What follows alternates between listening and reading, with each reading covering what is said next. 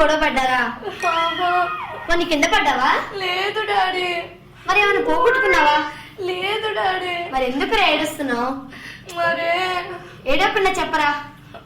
మరే అమ్మ కొట్టింది. అమ్మేగా కొట్టింది, ఓర్చుకోవచ్చుగా.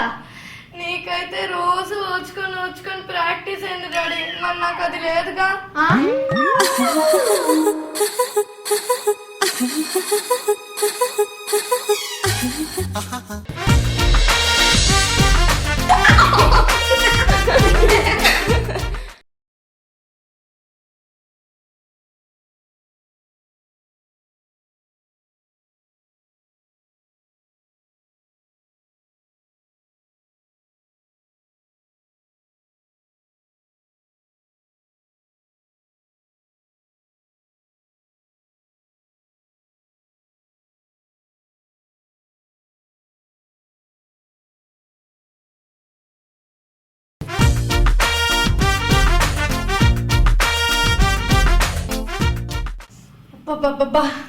ఏమైందండి?